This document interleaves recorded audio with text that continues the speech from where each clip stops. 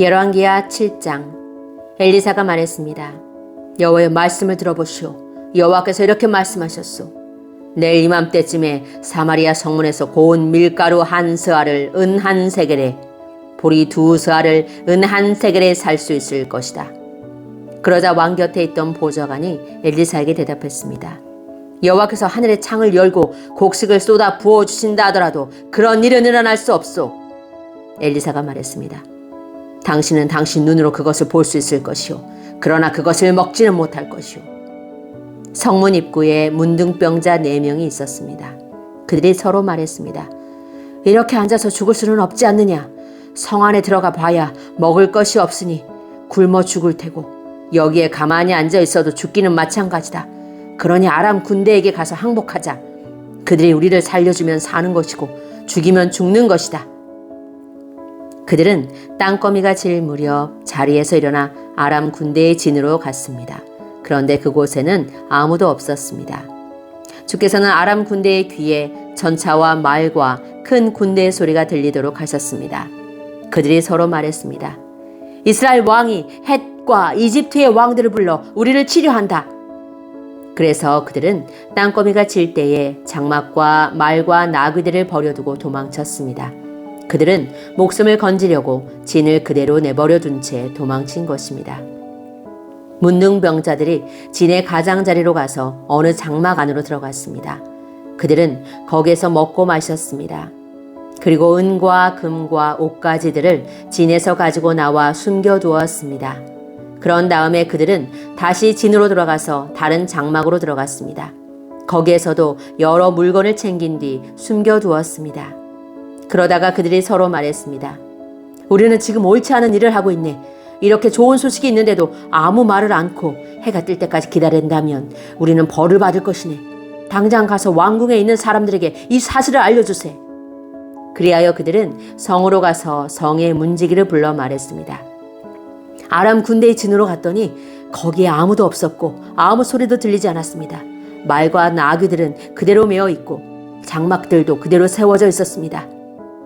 그러자 성의 문지기들이 소리를 지르며 왕궁 안에 있는 사람들에게 그 사실을 알려주었습니다. 그 소리를 들은 왕이 밤중에 자리에서 일어나 신하들에게 말했습니다. 아람 사람들이 꾸민 계략을 내가 말해보겠소. 그들은 우리가 굶주리고 있다는 것을 알고 있소. 그래서 그들은 진을 떠나 들에 숨어 있는 것이요. 그들은 이스라엘 사람들이 성에서 나오면 그들을 사로잡고 그들의 성으로 쳐들어가자 하고 말하고 있소. 신하 가운데서 한 사람이 대답했습니다. 이대로 있다가는 이 성 안에 남아있는 모든 이스라엘 백성도 이미 죽은 사람들처럼 죽게 될 것이 뻔합니다. 그러니 몇 사람에게 남아있는 말 5마리를 타고 밖으로 나가서 한번 살펴보게 하는 것이 어떻겠습니까? 그래서 몇 명의 사람들이 전차 2대와 말들을 끌고 왕 앞으로 나아왔습니다. 왕이 그들에게 말했습니다. 아람 군대의 뒤를 쫓아가서 무슨 일이 일어났는지 살펴보아라. 그들이 요단강까지 아람 군대의 뒤를 쫓아가 보았습니다. 길에는 옷과 장비들이 잔뜩 널려 있었는데 그것은 아람 군대가 서둘러 도망치면서 내버린 것이었습니다. 사자들이 왕에게 돌아와서 그 사실을 알려주었습니다. 그러자 백성들이 밖으로 나가 아람 군대의 진을 뒤져 온갖 물건들을 훔쳤습니다. 여호와께서 말씀하신 대로 고운 밀가루 한 스아를 은 한 세겔에, 보리 2 스아를 은 한 세겔에 살 수 있었습니다. 왕이 가까이에 있던 보좌관을 시켜 성문을 지키게 했습니다. 그러나 백성들이 그를 밟고 지나가 죽고 말았습니다. 모든 일이 하나님의 사람인 엘리사가 왕과 그 신하들에게 말한 대로 이루어졌습니다. 전에 엘리사는 왕에게 이렇게 말했습니다. 내일 이맘때쯤에 사마리아 성문에서 고운 밀가루 한 스아를 은 한 세겔에, 보리 2 스아를 은 한 세겔에 살 수 있을 것이오. 그러자 왕의 보좌관이 대답했습니다. 여호와께서 하늘의 창을 열고 곡식을 쏟아 부어주신다 하더라도 그런 일은 일어날 수 없소. 엘리사가 그에게 말했습니다. 당신 눈으로 틀림없이 볼 수 있을 것이오. 그러나 당신은 아무것도 먹지 못할 것이오. 그 보좌관은 엘리사의 말대로 되었습니다. 백성들이 성문에서 그를 밟고 지나가는 바람에 그는 죽고 말았습니다. 열왕기하 8장. 수넴 여자가 자기 땅을 돌려받다. 엘리사가 전에 그 아들을 살려준 적이 있는 수넴 여자에게 말했습니다. 일어나서 가족과 함께 떠나시오. 어디든지 살만한 나라로 가서 머무르시오. 여호와께서 이 땅에 7년 동안 가뭄을 내리실 것이오. 그 여자는 엘리사가 말한 대로 가족과 함께 떠났습니다. 그들은 블레셋 사람들의 땅에서 7년 동안 머물렀습니다. 7년이 지난 뒤에 그 여자는 블레셋 사람들의 땅에서 돌아와 자기 집과 땅을 돌려달라고 말하기 위해 왕에게 갔습니다. 그때 왕은 엘리사의 종인 게하시와 이야기를 나누고 있었습니다. 왕이 게하시에게 말했습니다. 엘리사가 보여준 놀라운 일들을 다 이야기해 보아라. 그러자 게하시는 왕에게 엘리사가 죽은 사람을 다시 살려낸 이야기를 들려주었습니다.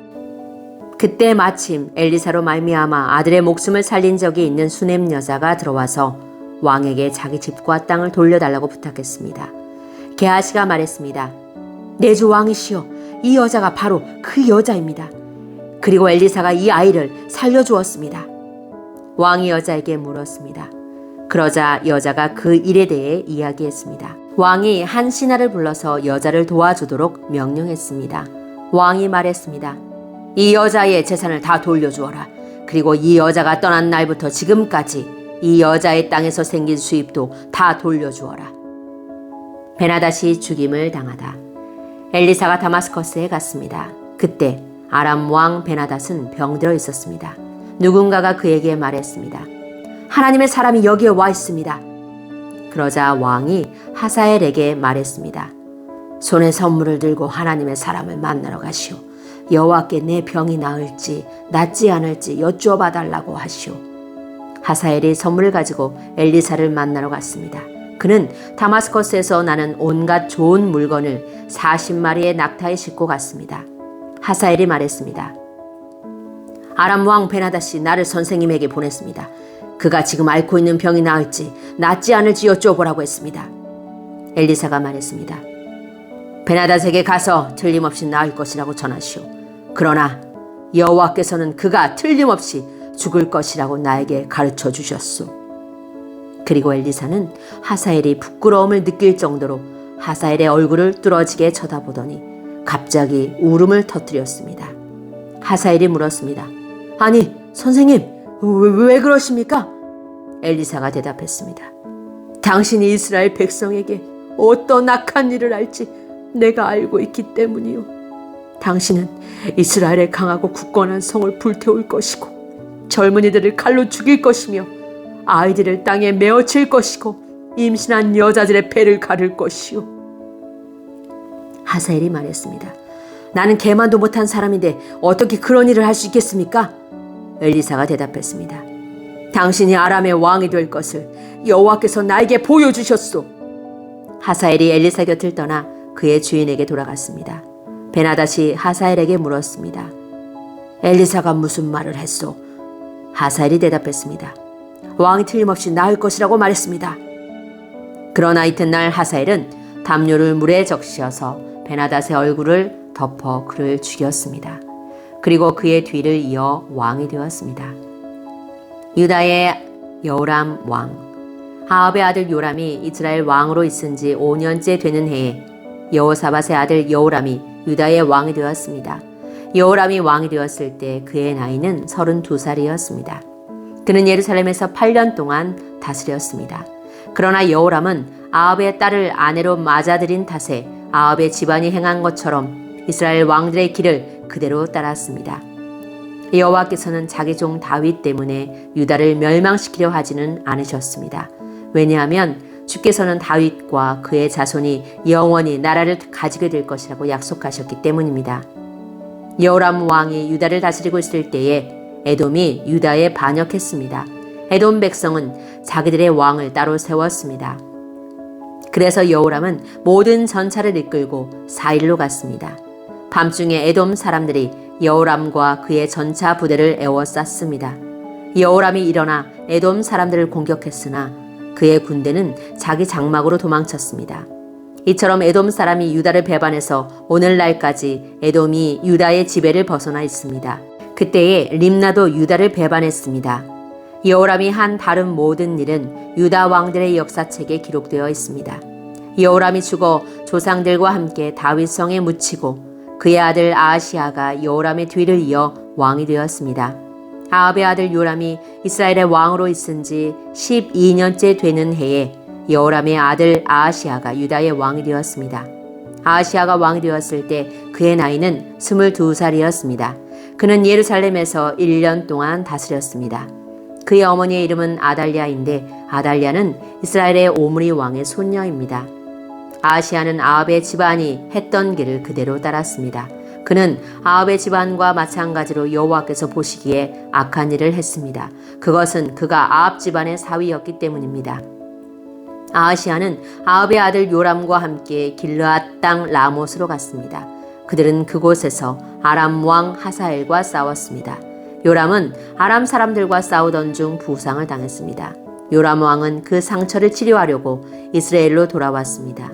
요람의 아들이며 유다의 왕인 아하시아가 부상을 당한 아합의 아들 요람을 문병하기 위해 이스라엘로 내려갔습니다. 열왕기하 9장 예후가 왕으로 뽑히다.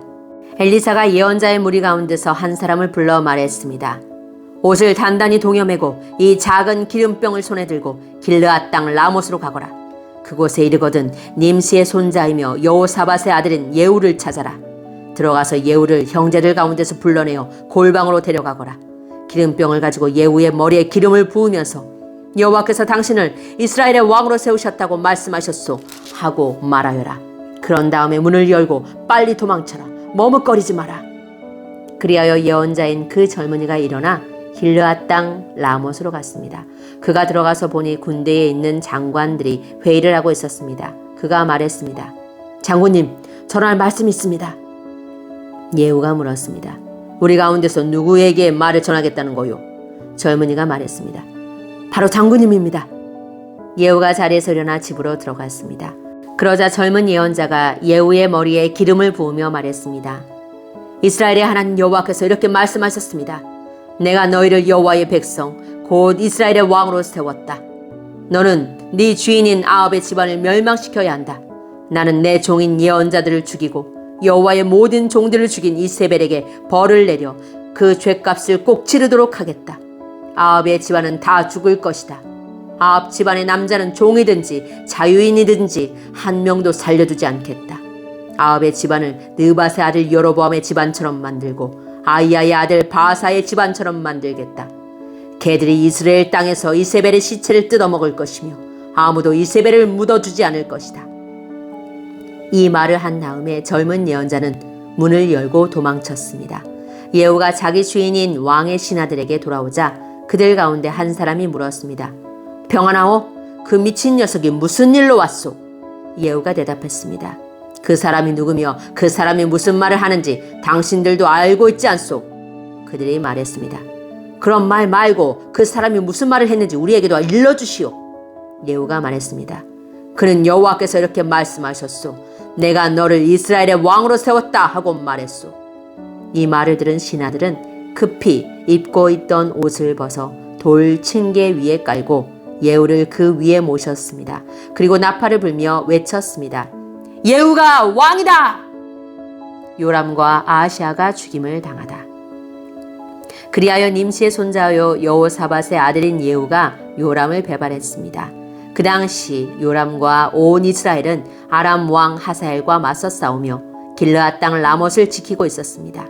요람 왕은 아람 왕 하사엘과 싸우다가 부상을 당했기 때문에 상처를 치료하려고 이스라엘로 돌아와야 했습니다. 예후가 자기를 따르기로 한 사람들에게 말했습니다. 당신들의 뜻이 내 뜻과 같다면 아무도 이 성을 빠져나가지 못하게 하시오.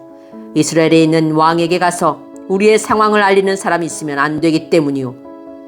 그런 다음에 예후는 자기 전차에 올라타고 요람이 쉬고 있는 이스라엘로 떠났습니다. 유다 왕 아하시아도 요람을 문병하러 그곳에 와 있었습니다. 이스라엘의 망대를 지키는 파수꾼이 예후의 군대가 오는 모습을 보고 말했습니다. 웬 군대가 보입니다. 요람이 말했습니다. 기마병을 불러라. 그를 보내어 그들을 맞이하게 하고 좋은 소식을 가져오는지 물어보게 하여라. 그리하여 기마병이 말을 타고 달려나가 예후를 맞이했습니다. 기마병이 말했습니다. 왕이 좋은 소식을 가져오는지 물어보라고 하셨습니다. 예후가 말했습니다. 너와 상관없는 일이다. 너는 내 뒤를 따라라. 파수꾼이 보고했습니다. 기마병이 저들에게 가기는 가는데 돌아오지 않고 있습니다. 그래서 요람이 두 번째 기마병을 보냈습니다. 그 기마병이 그들에게 가서 말했습니다. 왕이 좋은 소식을 가져오는지 물어보라고 하셨습니다. 예후가 대답했습니다. 너와 상관없는 일이다. 너는 내 뒤를 따라라. 파수꾼이 보고했습니다. 두 번째 기마병도 저들에게 가기는 가는데 돌아오지 않고 있습니다. 전차를 몰고 오는 사람은 님시의 아들 예후인 것 같습니다. 마치 미친 사람처럼 전차를 몰고 오고 있습니다. 요람이 말했습니다. 내 전차를 준비하여라. 신하들이 요람의 전차를 준비하자 이스라엘 왕 요람과 유다 왕 아하시아가 각자 자기 전차를 타고 예후를 만나러 나갔습니다. 그들은 이스라엘 사람 나봇의 땅에서 예후를 만났습니다. 요람이 예후를 보고 말했습니다. 예후여, 좋은 소식을 가지고 오는가? 예후가 대답했습니다. 왕의 어머니 이세벨이 우상을 섬기고 요술을 부리고 있는데 어떻게 좋은 소식이 있을 수 있겠소? 요람이 말을 돌려 도망치며 아하시아에게 소리쳤습니다. 아하시아여, 반역입니다. 예후가 활로 요람의 두 팔 사이를 쏘았습니다. 화살이 요람의 심장을 꿰뚫고 나왔습니다. 그가 전차에서 쓰러져 죽었습니다. 예후가 자기의 신하인 빛깔에게 말했습니다. 요람의 시체를 들어서 이스라엘 사람 나봇의 밭에 던져라. 그대와 내가 요람의 아버지 아합의 뒤를 따라 나라 아닌 말을 타고 달릴 때에 여호와께서 아합에 대해 하신 말씀을 기억하여라. 여호와께서 이렇게 말씀하셨다. 나는 어제 나봇과 그의 아들들이 흘린 피를 보았다. 그러므로 내가 나봇의 밭에서 아합에게 벌을 내릴 것이다. 그러니 여호와께서 말씀하신 대로 요람의 시체를 들어서 나봇의 밭에 던져라. 유다 왕 아하시아가 이 모습을 보고 동산 별장길로 도망쳤습니다. 예후가 그를 뒤쫓아가며 전차에 탄 아하시아도 죽여라 하고 말했습니다. 아하시아는 이블라함에서 가까운 구르로 올라가는 길에서 전차를 타고 달리다 부상을 당했습니다. 아하시아는 무깃도까지 도망쳤지만 그곳에서 죽고 말았습니다. 아하시아의 신하들이 그의 시체를 전차에 실어 예루살렘으로 옮겨가서 그의 조상들이 묻혀있는 다윗성에 묻어주었습니다. 아하시아는 아합의 아들 요람이 왕으로 있은 지 11년째 되는 해에 유다의 왕이 되었습니다. 이세벨이 죽다.